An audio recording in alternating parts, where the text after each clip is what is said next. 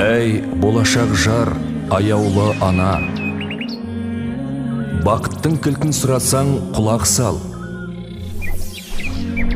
Күйеуіңнің көзінше үнемі әсем кейін, ол үшін ғана хош естенуді әдетке айналдыр. Әрдайым күйеуіңнің сүйікті тамағын дайындауға тырыс.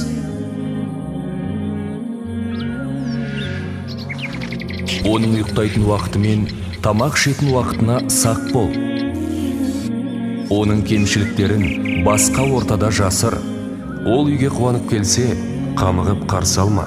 Ал қамығып келсе, қабағы ашылғанша қарайлап сөйлес.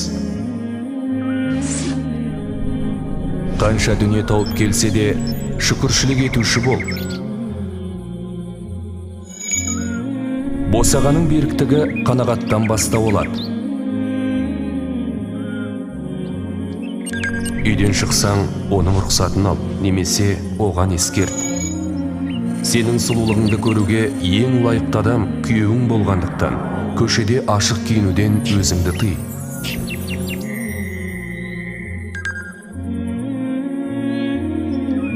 Күйеуіңді разы ететін амал саған құлшылық болып жазылатынын естен шығарма.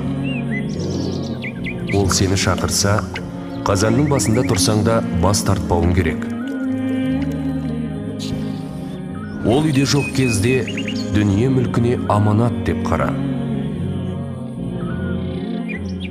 Үйге қонақ шақыратын болсаң, еріңмен кеңес.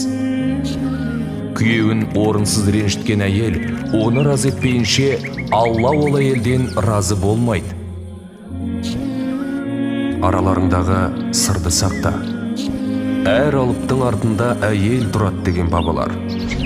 Ол бар тапқаным бала шағама бұйырса деп жүргенін ұмытпа. Балаларыңның көзінше әкесін құрметтеп, өзі жоқта тек жақсы қасиеттерін айт. Күйеуін тыңдатқысы келген әйел, оның айтқанын істесін деген.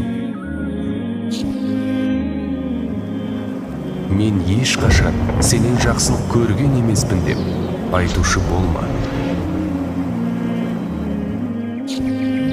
Еркек үйіне асықса, әйелінің жақсы адам екенін білеміз.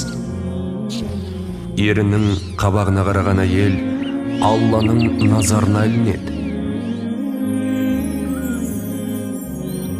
Аллах елшісі оған Аллахтың игілігімен сәлем болсын. Егер әйел 5 уақыт намазын оқса, Рамазандағы оразасын ұстап, намысын қорғап, күйеуіне бағынатын болса, жәннатқа қалаған есігінен кіреді деп айтты.